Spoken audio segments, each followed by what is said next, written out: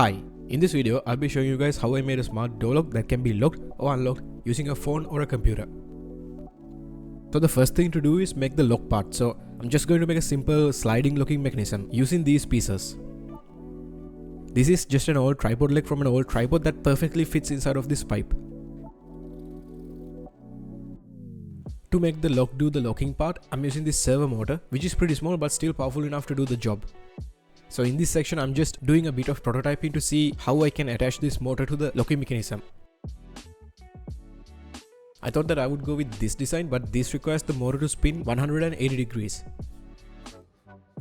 So here I'm just assembling the whole locking mechanism and I'm just taping things together just to see if everything will work together. I made a square hole using my jigsaw so that way I can mount the servo motor here. Then I did a little bit more prototyping and ended up using a different method to handle the locking and unlocking part, which actually requires the motor to spin less this time. So after some prototyping with some cardboard pieces, I used some plastic pieces to make the connection to the lock. So this pivot point right here, this is just a screwdriver that I used. So I'm just chopping this because it's way too long.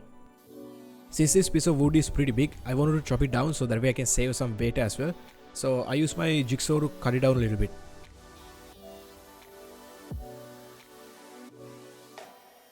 Now one thing that I noticed as I was assembling this lock is that this is getting pretty big and pretty ugly.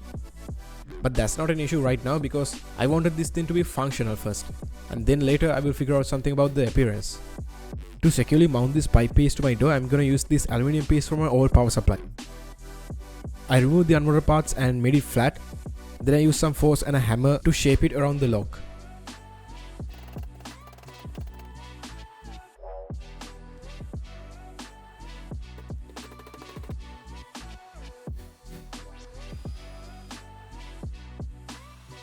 So this is the fully assembled part that will get attached to my door. Alright, so now it's time for the coding part. I'm using this small Arduino that will act as the controller for this servo motor. Now I don't know how to write code for Arduinos yet, so I'm using ChatGPT's help to write the code. This actually took a while because I was trying to write the code from scratch. So the first code that I wrote will just move the Arduino from 0 to 60 degrees. And then I made it into a loop so that way I can test if the lock is working with the servo motor. So next I modify the code so that way it will connect to my router and I can access it using my computer. Here the Arduino is connected to my router and I'm accessing the small server within the Arduino using the IP address assigned from the router. Now the issue is this only works if both of the devices are on the same network. So to fix this issue, I want to connect this to Google Assistant so that way I can control this from anywhere. So to do that I need a service, so I'm creating this account on this platform called Sinric Pro, which will help me to do exactly what I want. After creating a free account, you just need to add a device. So you can go to the device section and click on this add service. Give a device name and a description. And select the type as smart lock. You can also use the device type as a switch, but if you use smart lock as your device type, it will give additional features such as a pin code to unlock your door. So once you add your device, you will see this section.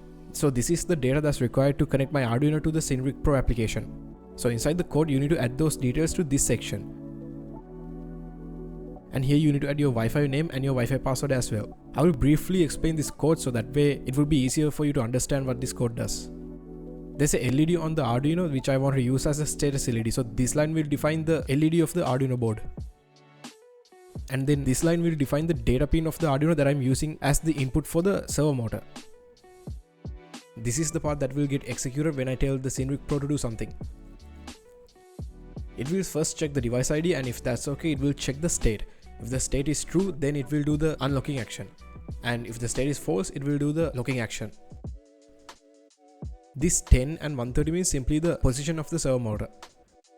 Next, I added this servo motor detach line because without this line, the servo motor would try to maintain its position constantly, which is ideally what you want in a lock. But in my case, I don't want it to maintain the position because I want the ability to move the motor in case something goes wrong. This section is responsible for connecting to the Wi-Fi, and I added this part to show the status of the Wi-Fi. So if the Wi-Fi is not connected, it will constantly blink, and if it's connected, it will stop.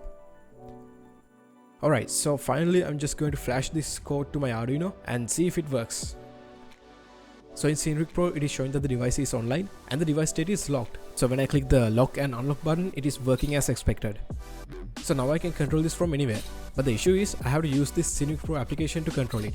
Now this application is okay, but I really want to control it with my voice. So let's connect it to Google Assistant. So to connect this Sinric Pro application to your Google Assistant, you first need to open the Google settings, scroll down and find the home control section. Then you just need to search for Sinric Pro and link your device. And that's it. So now I can use the Google Home controls to control this as well. And when I want to unlock this, it will ask me the pin, and when I give the correct pin only, it will unlock.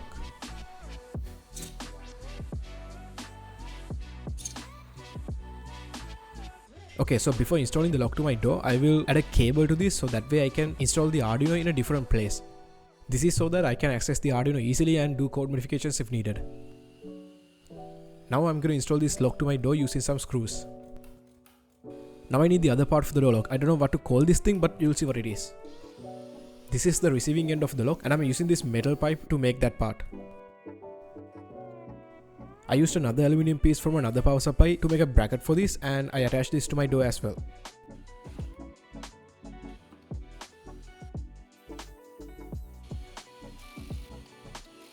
Okay, so functionality wise this thing is working pretty flawlessly, but the only issue is, as you can see, it's pretty ugly. So we need to fix that. I found this metal thing from an old monitor, and this middle part seems like a perfect piece to make a cover for this lock. I'm marking this part to cut a window here because of two reasons. So the first reason is this thing is not deep enough, it will rub against that white part of the lock. Second reason is, in case something goes wrong, I need access to this lock so that way I can manually change the lock position. After marking where to cut, I use my grinder to cut it off.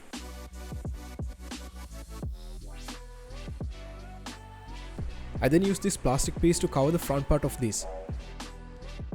I cut this magnet in half and super glue it to the plastic piece, so that way I can easily access this without unscrewing anything. Finally, I paint the whole thing in black.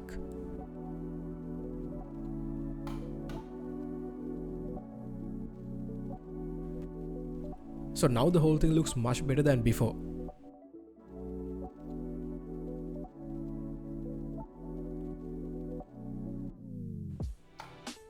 And this is me controlling it with the computer so that way you can see how it works.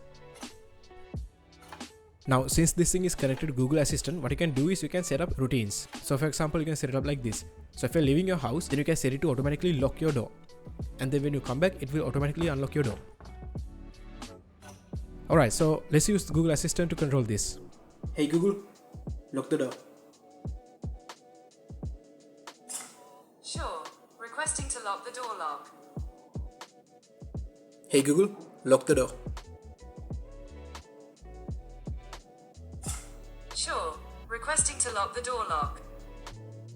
Hey Google, unlock the door. Can I have your PIN? 8208. Okay, requesting to unlock the door lock.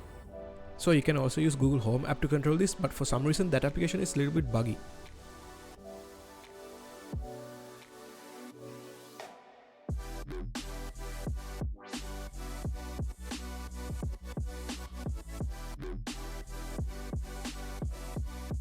I also created these two shortcuts in my home screen so that way I can just tap on these instead of speaking.